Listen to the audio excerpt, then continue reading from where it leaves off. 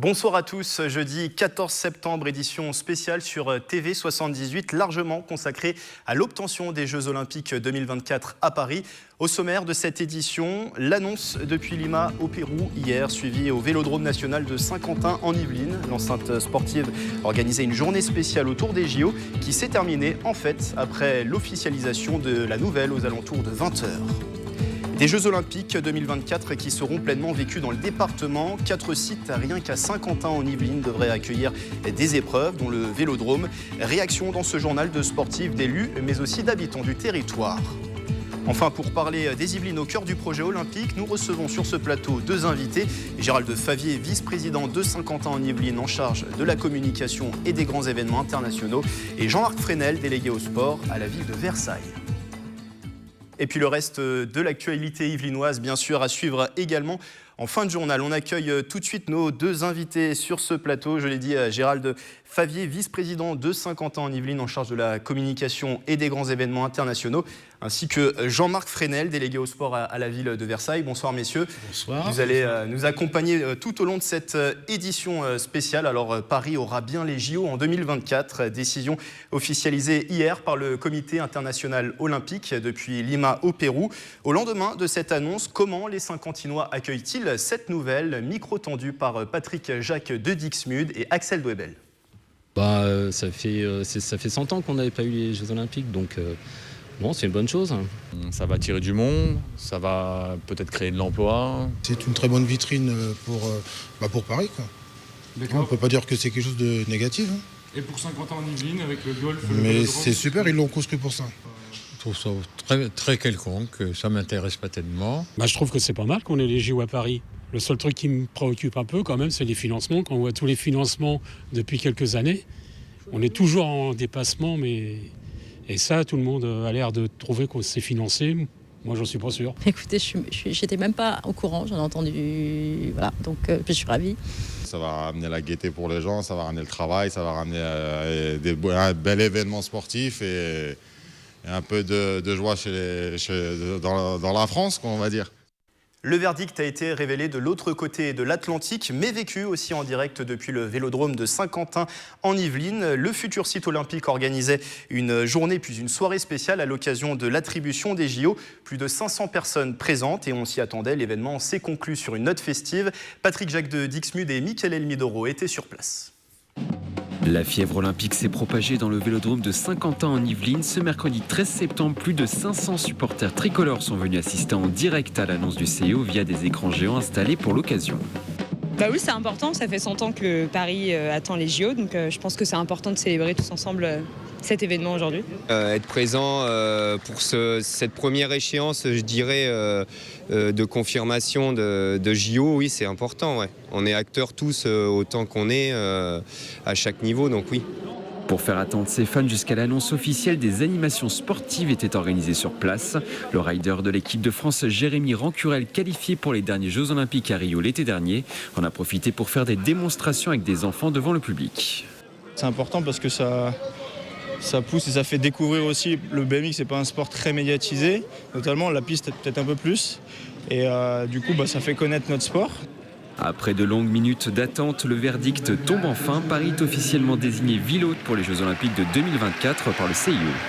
C'est une réaction extraordinaire, une réaction de joie. Une réaction de joie. Les Jeux Olympiques sont à Paris en 2024. C'est officiellement officiel maintenant. Et là, c'est vraiment une explosion de joie. On l'a senti lors de l'annonce. Et maintenant, l'aventure commence. L'aventure commence. C'est une aventure historique. Et ça va être passionnant de vivre cette période. Les supporters présents au Vélodrome national espèrent maintenant vibrer dans un peu moins de 7 ans avec des médailles d'or françaises. Et pour parler de cette actualité olympique, je rappelle que nous avons avec nous en plateau deux invités. Jean-Marc Fresnel, délégué du maire de Versailles en charge des sports, et également Gérald Favier, vice-président de Saint-Quentin en Yvelines en charge des grands événements internationaux et de la communication. Ces temps nous séparent désormais des Jeux Olympiques à Paris, événement planétaire qui fuyait la capitale depuis un siècle. Et ils sont directement concernés par l'obtention de ces JO. C'est les sportifs français. Réaction collectée hier au Vélodrome national de Saint-Quentin en Yvelines.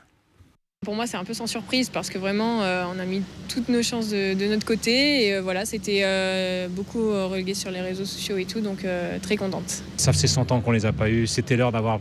on n'est pas passé loin à Londres, on n'est pas passé loin avant. On a présenté plusieurs candidatures, de temps en temps qui n'étaient pas bonnes, d'autres qui étaient bonnes. Et puis à Londres, ça nous a fait mal. Et là, on a vraiment mis les moyens. Et je pense que la candidature était la plus belle. Et c'était normal que Paris ait les Jeux en 2024. Un soulagement et dans l'ensemble de joie, satisfaite, contente et plaisir. Les JO prendront part dans le département. Des épreuves devraient se dérouler à Saint-Quentin en Yvelines. Vous le verrez dans un instant par un sujet proposé par notre rédaction. Justement, pour parler de Saint-Quentin en Yvelines, je vous propose d'écouter une réaction, celle de Michel Laugier, président de l'agglomération. On aurait pu développer toute la communication que nous voulions, jamais on n'aurait pu toucher le monde entier comme là, c'est le cas en ce moment. Les chefs d'entreprise que je rencontre sont aussi hyper motivés. Vous vous rendez compte, quand ils vont parler avec leurs homologues à l'étranger, ils vont parler bien sûr comme référence, donner comme lieu de référence un territoire olympique. Et puis aussi, en 2024, lorsque tous les sportifs seront là, lorsque les spectateurs seront là, il y aura aussi toutes les retombées économiques. Et je me tourne vers nos deux invités. D'abord, Gérald Favier, vice-président de Saint-Quentin en Yvelines. Accueillir ces Jeux à Paris et donc à Saint-Quentin en Yvelines, parce que, voilà, on l'a dit, des épreuves se dérouleront sur le territoire. Est-ce que c'est quelque chose, oui, d'extraordinaire pour la notoriété de l'agglomération ? C'est absolument fantastique, au sens que, bien évidemment, on en parle depuis très longtemps. Déjà en 2012, nous avions été frustrés d'être passés à côté. Et il va de soi que Saint-Quentin a suivi et participé activement, je dirais, à la promotion de cette candidature. C'est très important pour notre territoire car incontestablement, ça va donner un coup de boost extraordinaire à la fois à tout le monde associatif et sportif, mais également sur le plan économique. On en parlera dans un instant, mais... Par le fait même qu'un événement planétaire comme celui-ci, bien évidemment, a des retombées dans tous les domaines. Et nous espérons, bien sûr, qu'à Saint-Quentin-en-Yvelines, on en profitera au maximum.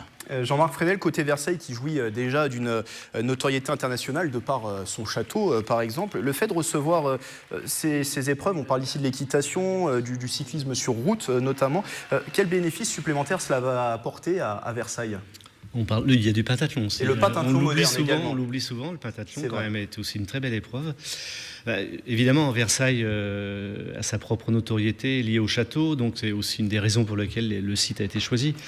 Mais je pense que derrière, il y a autre chose. Enfin, il y a beaucoup plus que l'événement en lui-même. Il y a toute la dynamique qui va être mise en place, j'espère, entre maintenant et les Jeux par l'ensemble des structures sportives, fédérales, etc. et le ministère. Et il faut que ça soit impulsé très haut. Il faut que nos jeunes, aujourd'hui, vous le disiez au début, ceux qui ont 14 ans aujourd'hui, ils auront 21, 22 ans dans 7 ans. Eux, ils seront en plein dans les Jeux. Ça doit créer une émulation. Ah oui, finalement. Et il faut qu'aussi on adapte nos structures, on adapte nos organisations, on fasse en sorte que le sport devienne une priorité importante dans la pratique. Et puis, prenez l'exemple de Londres. Les Anglais ont plus une culture du sport que nous. Ils ont eu les Jeux. En 2012, oui. Donc ça a fonctionné. Ils ont été, je crois, les 2e pays en nombre de médailles lorsque les Jeux étaient chez eux. Regardez ce qui s'est passé cet été, les championnats du monde d'athlétisme en 2017, 5 ans après. Le stade était plein tous les jours, y compris le matin. Parce que la dynamique sportive, elle marche, elle fonctionne, et c'est des gens de compétence. Alors certes, ils sont chauvins comme tous les publics, ils applaudissent plus fortement leurs athlètes que les autres, mais derrière, ils connaissent bien le monde du sport, etc. Donc je pense que il faut que les Jeux Olympiques nous donnent, c'est un peu un feu d'artifice qui démarre. Il y a certes les belles fusées qui éclatent, mais derrière, il y a tout ce qu'on va en tirer pour nous, et à nous aussi, bien sûr, les collectivités, de prendre part à cela, et faire en sorte que, enfin, au moins c'est ma conviction, hein, les enfants, il faut qu'ils fassent du sport, parce qu'il faut que notre société fasse du sport, et bien plus demain qu'elle ne le fait aujourd'hui. Émulation sportive, retombées en termes d'image. Si on parle des retombées économiques qu'évoquait Monsieur Favier il y a un instant, pour Versailles, est-ce qu'on a une idée de ce que ça pourrait rapporter ces JO ? Non, ça n'a On est pas encore encore été. loin, c'est dans 7 ans. Mais... Ça a été mesuré, je crois, d'une manière générale. Je crois qu'on parle de 10 milliards de recettes, parce qu'on parle beaucoup de dépenses. On oublie aussi les recettes. Les gens viennent voir les jeux. Les sportifs ou les spectateurs qui viennent du pays, de tous les pays viennent voir les jeux, donc ils restent et donc ils consomment dans une... Alors même si nous, au château, il y a beaucoup de monde, mais c'est peut-être pas forcément des gens qui vont rester plusieurs jours sur le site. Et puis, je crois déjà le comité d'organisation, enfin tout ce qu'on a dit sur la dynamique sportive, ça aussi c'est des emplois, ça aussi c'est des structures qu'il faut mettre en place. Et puis tout autour, la dynamique sur les transports, la dynamique sur les économies, l'énergie durable, enfin tout ça c'est des choses qui peuvent se mettre en place grâce aux jeux, tout au moins, qui vont s'accélérer grâce à la présence des jeux. Le département va accueillir, on l'a dit, plusieurs épreuves de ces Jeux Olympiques 2024. Pour 50 ans en Yvelines, 4 sites ont été retenus dans le dossier de candidature, notamment le golf national à Guyancourt. Opportunité exceptionnelle pour la discipline du golf en France, devenue olympique, je vous le rappelle, lors des JO de Rio l'an passé. Je vous propose d'écouter à ce sujet Paul Hermitage, directeur du golf national de 50 ans en Yvelines. C'est une opportunité pour le golf français parce qu'on va s'adresser à une toute autre public. Par exemple, la Ryder Cup est importante. Il y aura un héritage Ryder Cup, les 100 petites structures, le développement du golf en France. Mais les JO vont nous apporter certainement du golf mainstream sur la télévision nationale, beaucoup plus de visibilité dans les médias autour du golf. Donc ça, c'est important. 3 autres sites seront situés à Saint-Quentin en Yvelines, le Vélodrome national, la colline d'Elancourt et l'île de loisirs. Récapitulatif avec notre journaliste sportif Michael Elmidoro. Saint-Quentin en Yvelines sera à l'honneur pendant les JO de 2024. 4 sites ont été retenus par les organisateurs français. Les épreuves de cyclisme sur piste seront programmées dans le Vélodrome national. La structure inaugurée en 2014 a déjà accueilli les championnats du monde en 2015 et les championnats d'Europe l'année suivante. Bien sûr, ça lève le doute sur toutes les interrogations qu'on pourrait avoir. Là, l'équipement, il est là, il a été testé, il a accueilli déjà la plus grande échéance internationale avec les championnats du monde. Donc je pense que tout ça, c'est forcément des garanties pour le CIO. À une centaine de mètres du Vélodrome, l'île de loisirs de Saint-Quentin en Yvelines a été sélectionnée dans le dossier Paris 2024 pour accueillir les épreuves masculines et féminines de BMX. Une piste modulable sera construite sur ce terrain vague de 7 hectares. Ce site a été choisi principalement parce qu'il jouxte le Vélodrome. On est à 100 mètres à pied du Vélodrome, donc il y aura une parfaite complémentarité entre les épreuves qui se dérouleront dans le Vélodrome et les épreuves de BMX ici, sans parler du cadre nature qui s'y prête parfaitement. La colline d'Elancourt accueillera quant à elle les épreuves de VTT. Le projet dans les cartons depuis les JO de 2012 a été ressorti pour la candidature de Paris 2024. Le site qui culmine à 231 mètres d'altitude fait toujours autant l'unanimité auprès des organisateurs pour accueillir les épreuves de VTT. La première force, c'est l'unité de lieu. Le deuxième point, là, ici, c'est la dénivellation. Et donc, le VTT, on appelle ça mountain bike, c'est du vélo de montagne. Et donc, il faut aller chercher des pentes raides. Et il y a quasiment qu'ici qu'on a ce que l'on souhaite pour avoir quelque chose de très raide. Donc oui, c'est assez naturel que ça vienne ici, sur la colline de la Revanche. Enfin, le golf national recevra les épreuves golfiques. Les joueurs disputeront les parties sur le parcours de l'Albatros. Le 18 trous, réputé comme l'un des plus compliqués au monde, a été entièrement rénové entre 2015 et 2016. C'est un challenge de plus, c'est une super compétition. Et dans le cas de recevoir les JO, le golf national serait le premier parcours du golf du monde en recevoir un Ryder Cup et les JO. Donc c'est quand même... non, ça ne fait pas peur, c'est simplement un challenge de plus, ça donne de l'émotion à la vie. Dans le reste des Yvelines, les épreuves d'équitation et de pentathlon moderne se disputeront à Versailles. Les courses de cyclisme sur route devraient quant à elles passer dans la vallée de Chevreuse. Pour 50 ans en Yvelines, il reste donc 2 sites à faire. Il faut aménager la colline d'Elancourt pour le VTT avec une zone d'accueil du public, une zone d'accueil de presse et également le parking. Un stadium de BMX également pour l'île de loisirs de 50 ans en Yvelines. Gérald Favier, quel va être le calendrier qui sera mis en place? Quelles sont les priorités déjà? Alors, il est clair que ce calendrier, ce n'est pas nous qui le maîtrisons, c'est davantage c'est de la responsabilité du comité d'organisation qui va se mettre en place dans les tout prochains jours. Mais il va de soi que si l'on prend par exemple le circuit de VTT sur la colline des Lancours, il faudra nécessairement que les installations soient prêtes au moins une bonne année, voire 2 ans avant 2024, de façon à ce que le parcours soit testé par des épreuves de niveau national et même international, avant bien évidemment l'organisation des Jeux par eux-mêmes. La grande difficulté sur cette mise en œuvre, c'est surtout de permettre aux télévisions de pouvoir véritablement capter toutes les images. Or, la colline des Lancours est aujourd'hui vraiment un site que nous apprécions et que nous voulons préserver sur le plan de la nature. Je dirais toute la partie arborée, on ne voudrait pas qu'elle soit, je dirais, elle devienne un désert. Et ça va être une discussion entre bien sûr les considérations sportives, mais également les souhaits qui sont les nôtres de préserver cette colline pour permettre aux familles de pouvoir bien évidemment en bénéficier et permettre à tous les sportifs de l'utiliser bien au-delà même des Jeux Olympiques. Est-ce qu'on a une idée du coût global pour aménager par exemple cette colline ? Est-ce que 50 ans Yvelines devra payer quelque chose ? Il y aura des subventions aussi la partie sportive, les pistes de compétition sont du ressort du comité olympique, comme l'est par exemple l'installation éphémère du BMX sur l'île de loisirs. Donc tout cela, cette partie sera prise en compte par le CIO. Mais nous aurons bien évidemment tout un environnement dans lequel nous avons des exigences, entre autres pour ce que je viens de vous exprimer, faire en sorte que cette colline, qui est en place depuis des décennies, mais qui malheureusement n'est pas usitée comme nous le souhaiterions, devienne véritablement un lieu attractif pour l'ensemble des Saint-Quentinois, et même au-delà, comme peut l'être bien sûr la base de loisirs. Un mot très rapide, puisqu'il nous reste 1 minute, le temps file. Sur la ligne 18, on le sait, c'est un projet qui est prévu pour 2030. Là, la priorité, c'est de l'avancer à 2024. Il faut que la ligne 18 arrive à Versailles et Guyancourt en 2024.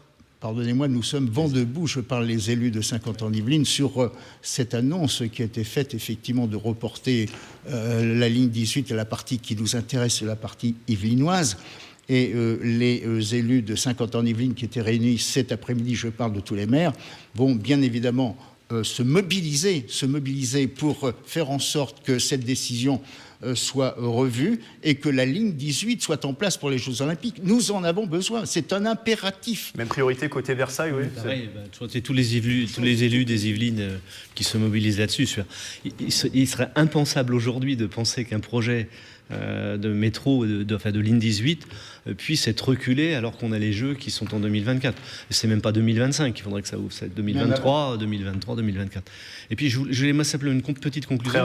Le fait que on a le cyclisme, nous, Vallée-Chevreuse, mais avec des passages dans Versailles, et peut-être des choses intéressantes à Versailles, le cyclisme, c'est le seul sport qui soit gratuit pour le public.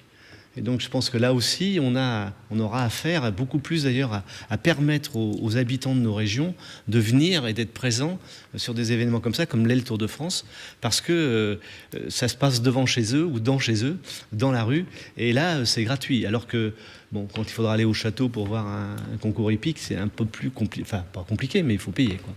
Merci à nos deux invités d'être intervenus sur ce plateau. Je rappelle Gérald Favier, vice-président de 50 ans en Yvelines, en charge des grands événements internationaux et de la communication, et Jean-Marc Fresnel, délégué du maire de Versailles, en charge des sports. Merci à vous deux. Sport, culture, humanitaire ou encore loisirs, le choix et les activités sont variés pour les 20 000 étudiants de l'université de Versailles 50 ans en Yvelines. Les associations étudiantes étaient réunies cet après-midi sur le campus de Guyancourt. Reportage de Nicolas Kirillovitz.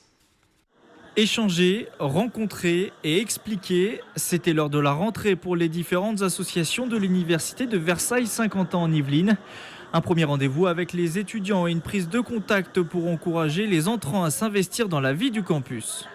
Les étudiants, ils ne se rendent pas forcément compte que maintenant on n'est plus au lycée, maintenant on est à la fac. Il y a des associations pour qu'ils fassent plein de connaissances, surtout avec des étudiants des différentes promotions. Moi j'ai beaucoup d'amis que je garde très précieusement encore aujourd'hui, notamment à travers l'associatif, mais pas que. Et voilà, c'est une expérience, quoi. On vit ici et ça fait partie de la vie, quoi. Une vie associative qui se développe progressivement à l'UVSQ. 25 ans après sa création, l'université compte désormais plus de 30 associations actives sur ses différents sites. Les associations sont là pour réaliser des événements culturels, mais aussi créer des liens, animer. C'est surtout aussi pour animer les campus. Rien que sur Saint-Quentin, le territoire de Saint-Quentin, on a 12 associations qui sont vraiment présentes. Présents, les étudiants l'étaient aussi, comme Missa qui reprend cette année ses études d'hôtellerie et de tourisme. Entre les études et le travail, la jeune femme espère ainsi trouver une occupation pour se changer les idées. Il y a beaucoup de choses, il y a des multitudes de choses qu'on peut faire, mais ce qui m'a intéressée surtout c'est le jardin partagé, également le théâtre. Pourquoi pas autre chose? Je n'ai pas tout fini, je vais faire le tour. D'autres forums associatifs sont prévus pour répondre aux attentes des 20 000 étudiants de l'UVSQ. Prochain rendez-vous le jeudi 28 septembre sur le campus de Versailles. Avec plus de 550 000 hectares de terres agricoles, l'Île-de-France est aussi une région d'agriculture. Pensez au blé, n'oubliez pas qu'il y a la Beauce, qui un véritable grenier avec blé. Et cette Beauce, bien sûr, s'étend sur une partie du sud de l'Île-de-France. C'est pour mettre en valeur les saveurs et les produits du terroir qu'est organisé les semaines du Mangeons local en Île-de-France. C'est du 16 septembre au 8 octobre. Et pour présenter ces semaines avec nous en plateau, Jean-Claude Guéhenec, bonsoir. Bonsoir. Vous êtes le premier vice-président du Servia Paris Île-de-France. C'est le centre régional de valorisation et d'innovation alimentaire et agricole. Je précise également que vous êtes maraîcher dans les Yvelines. Pourquoi cet événement est-il nécessaire? Pourquoi valoriser finalement ce terroir francilien? Je crois que c'est très simple. Les Parisiens et les consommateurs d'Île-de-France pensent qu'il n'y a pas de production agricole. Mais autour de Paris, il y a énormément de production agricole. C'est vrai qu'on peut penser à tort que quand on parle terroir, agriculture, on va penser d'abord à la province, moins à l'Île-de-France. Mais l'Île-de-France, oui, c'est une véritable région d'agriculture. Il y a une véritable... 550 000 hectares de terres agricoles. C'est la moitié du territoire. Oui. On couvre la moitié du territoire. Alors c'est vrai qu'on parle de la Beauce, mais autour de la ceinture verte, il y a les premiers, c'est les producteurs de fruits et légumes. Et puis après, il y a les céréales. Mais avec des céréales...